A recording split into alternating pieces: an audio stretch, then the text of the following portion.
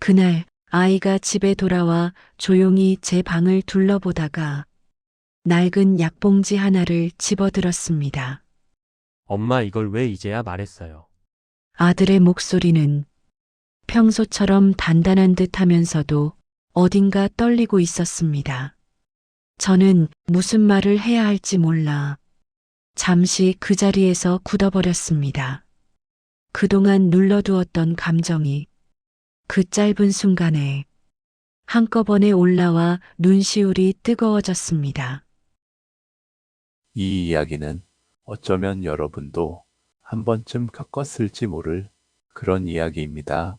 사랑하는 자식에게 아픈 걸 숨기는 엄마의 마음, 그리고 그걸 뒤늦게 알게 된 아들이 미안함과 결정이 교차하는 그 순간의 이야기입니다. 올해 68, 손가락 마디가 조금씩 굵어지고 허리는 어느 날부터인지 늘 뻐근했지만 저는 늘 그랬듯 괜찮다는 말부터 입에 올리는 사람이었습니다. 혼자 사는 집이라 누가 알아주지 않아도 살림은 해야 했고 몸이 조금 불편해도 그저 참고 견디는 게 익숙했습니다. 살림살이는 예전보다 느려졌고 한번 손을 대면 쉽게 정리가 되지 않았지만 혼자 사는 집이니 누구 눈치를 볼 것도 없었습니다. 문제는 몸이 아닌 마음이었습니다. 아들은 말수가 적은 아이였습니다. 어릴 때부터 그랬지요. 성실하고 책임감은 누구보다 강하지만 속마음을 드러내는 법이 거의 없었습니다. 그래도 가끔씩 전화로라도 목소리를 들으면 그날 하루가 환해지는 기분이 들었습니다. 요즘은 회사 일로 더 바빠져서 예전보다 연락이 줄어든 느낌이었지만 그래도 전화만 오면 저도 모르게 목소리를 가다듬고 밝게 웃으며 받곤 했습니다. 그날도 그랬습니다. 허리가 유난히 더 아프던 날, 장롱 위에 얹어둔 이불에서 먼지가 떨어져 그걸 털어내려고 손을 뻗다가 그만 허리를 삐끗하고 말았습니다. 아이고야. 소리가 절로 나왔지요. 의자에 잠시 앉아 허리를 쓸어내리며 숨을 고르고 있는데 마침 아들에게서 전화가 걸려왔습니다. 엄마 잘 지내시죠? 저 오늘 회의가 있어서 잠깐만 통화할게요. 아들은 서두르는 듯 짧게 안부만 물었습니다. 저는 그래. 바쁜데 뭐하러 전화했어? 얼른 들어가. 그렇게 말했지만 전화를 끊고 나니 허리보다 마음이 먼저 싸하게 아려왔습니다. 그날따라 왠지 모르게 서운한 마음이 들었습니다. 아들 탓이 아니라는 걸 알면서도 그 짧은 통화가 왜 그렇게 허전하게 느껴졌는지 저도 잘 모르겠습니다. 어쩌면 아픈 몸보다 더 아픈 건 말하지 못하는 마음이었는지도 모릅니다. 저녁이 되어 잠깐 밥을 찢으려다 허리를 구부리는 게 힘들어서 밥솥을 탁 하고 내려놓는 소리가 집안에 크게 울렸습니다. 빈집에 울려 퍼지는 그 소리가 왠지 더 쓸쓸하게 느껴졌습니다. 싱크대 위엔 설거지가 조금 쌓여 있었고 걸레질도 몇 날 며칠 미뤄둔 채였습니다. 예전 같으면 성격상 벌써 정리하고 치웠을 텐데 몸이 예전 같지 않다는 걸 그날따라 더 실감했습니다.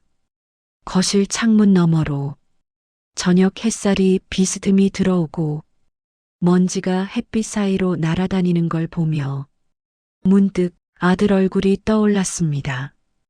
바쁘단 걸 알면서도 서운했던 마음이 쓱 다시 올라오더군요. 내가 아픈 걸 알았다면 그래도 조금만 더 말을 걸어주지 않았을까. 그런 생각이 며칠째 마음 한 구석을 눌러오고 있었습니다. 밤이 되어 잠자리에 누워도 허리 통증 때문에 쉽게 잠들 수가 없었습니다. 옆으로 누우면 아프고 바로 누우면 더 아프고 베개를 허리에 받쳐도 편한 자세가 없었습니다. 어둠 속에서 천장을 바라보며 한숨을 내쉬었습니다. 나이가 들면 원래 이런가 보다. 그렇게 스스로를 위로하면서도 한편으론 아들에게 말하지 못한 걸 후회하기도 했습니다. 하지만 다음 날 아침 아들에게서 문자가 왔습니다. 엄마, 이번 주말에 시간 괜찮아요? 집 근처에 들를 일이 있어서.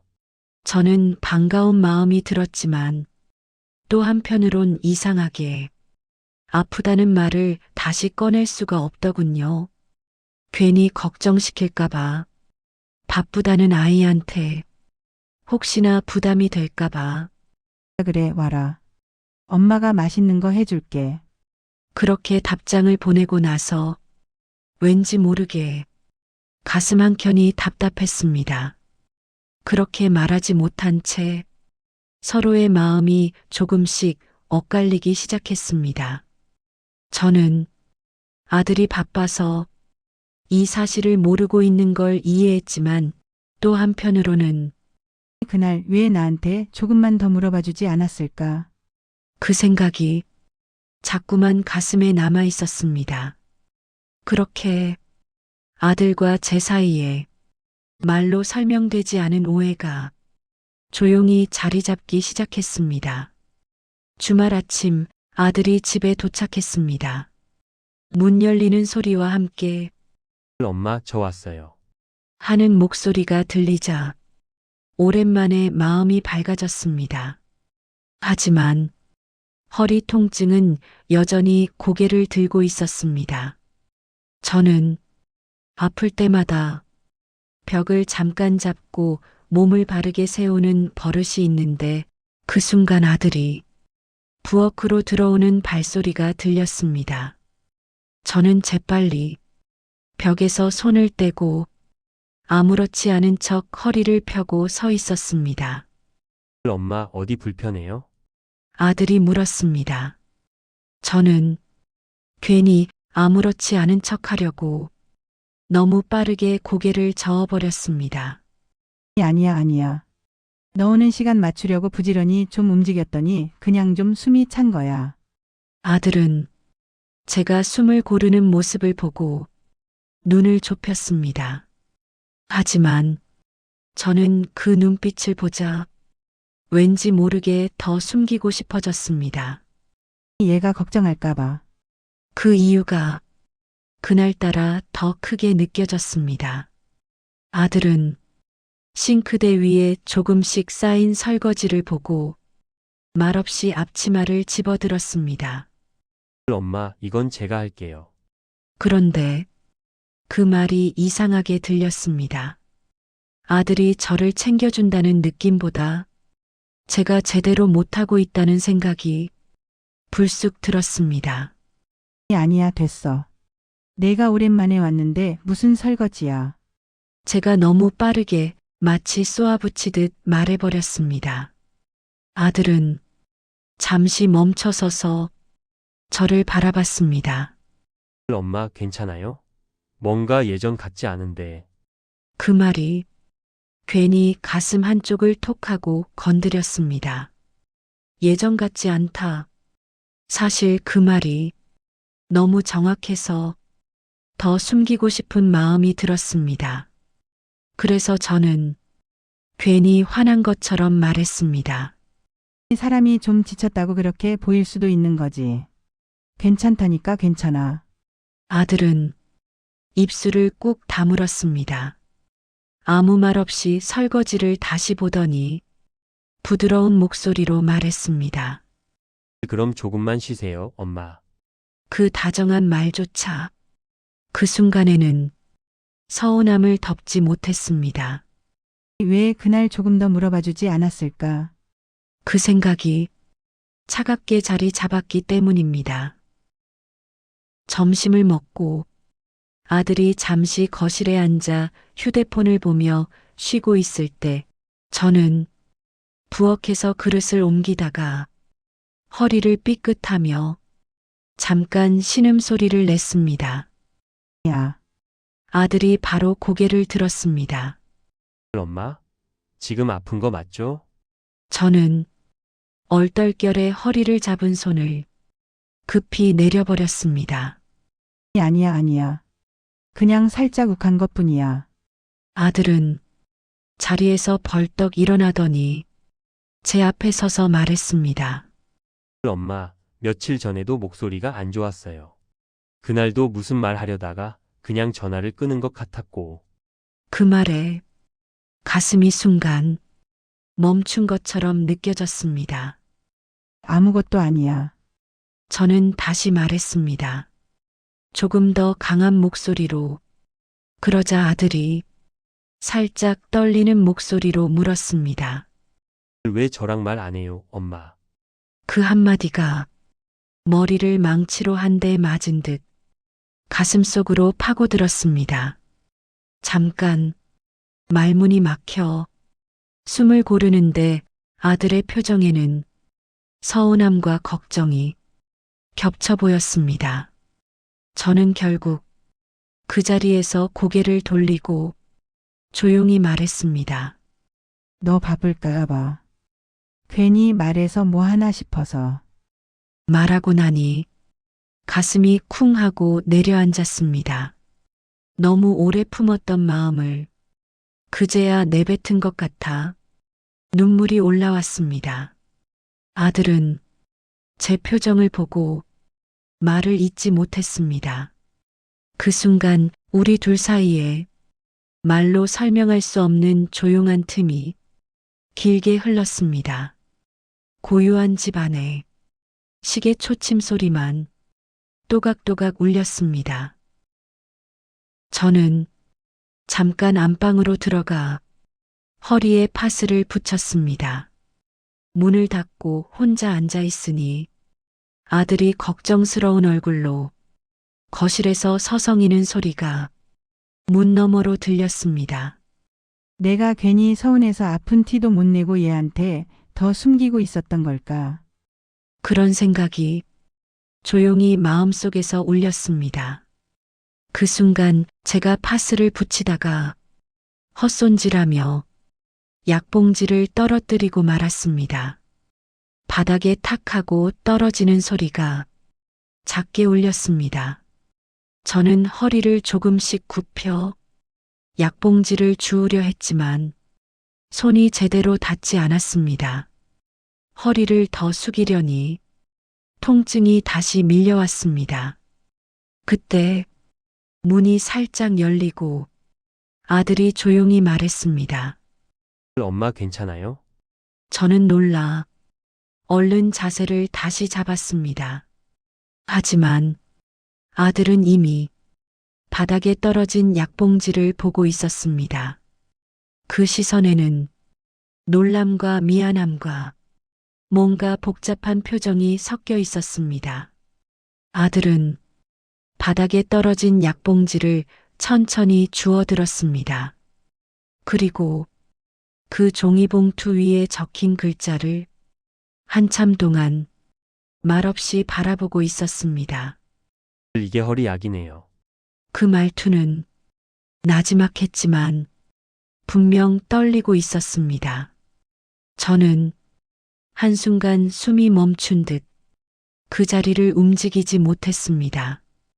그동안 숨기고 싶었던 마음이 그 약봉지 하나에 모조리 드러나 버린 것 같아서 아들은 약봉지를 꼭 쥔 채 조용히 제게 물었습니다.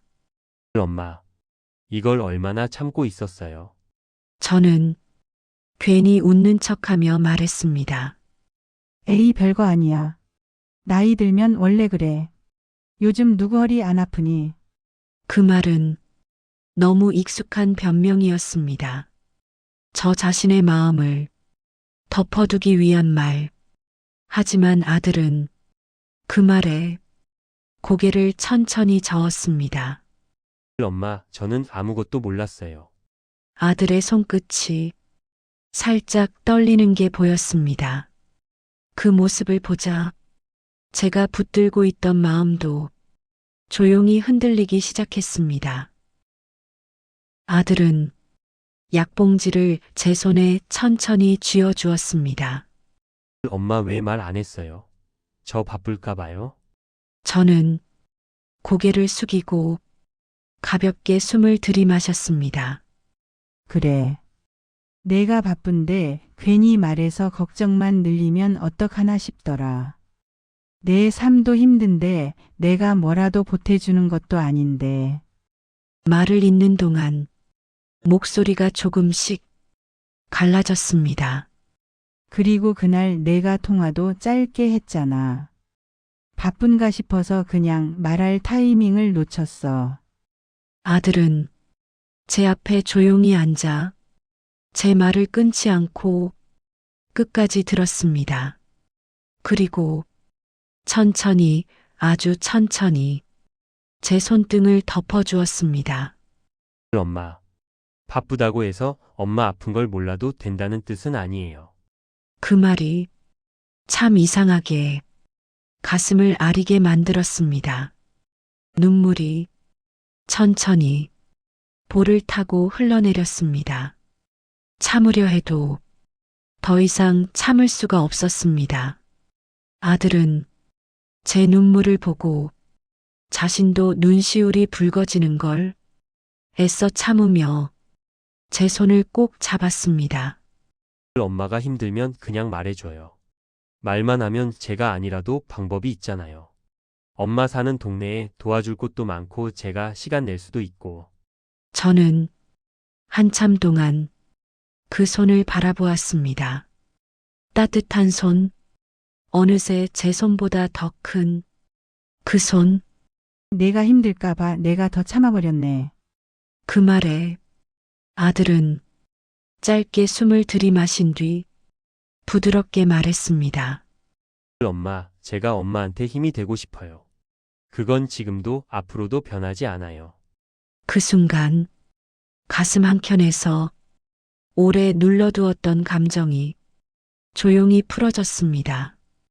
저는 마치 오랜만에 비가 그친 날처럼 조금씩 가벼워지는 마음을 느꼈습니다.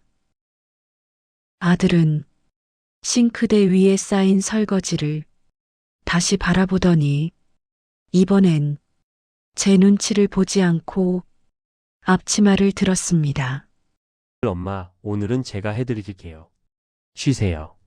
저는 예전처럼 말을 막 해서 거절하지 않았습니다. 그저 조용히 의자에 앉아 아들의 등을 바라보았습니다. 넓고 듬직한 그 뒷모습을 보며 그래, 이 아이도 이렇게 자라서 내 곁에 있구나. 그 생각이 가슴을 따뜻하게 채웠습니다. 아들이 설거지를 하는 동안 저는 거실 창가에 앉아 밖을 바라보았습니다. 저녁 햇살이 따뜻하게 집안을 비추고 아들이 흥얼거리는 노래소리가 작게 들렸습니다. 오랜만에 집이 이렇게 따뜻하게 느껴졌습니다. 허리 통증은 아직 남아 있었지만 마음은 그 어느 때보다 가뿐했습니다. 그날 저녁 아들이 돌아가며 말했습니다. 엄마, 앞으로는 힘든 거 있으면 진짜로 말해요. 저도 알고 싶어요. 저는 고개를 끄덕이며 조용히 대답했습니다. 그래, 다음엔 말할게. 너한테는. 아들이 현관문을 나서며 한 번 더 뒤돌아보았습니다. 엄마, 다음 주에 또 올게요. 제가 같이 병원도 가고 뭐가 필요한지 봐야죠. 그래, 고맙다, 아들아.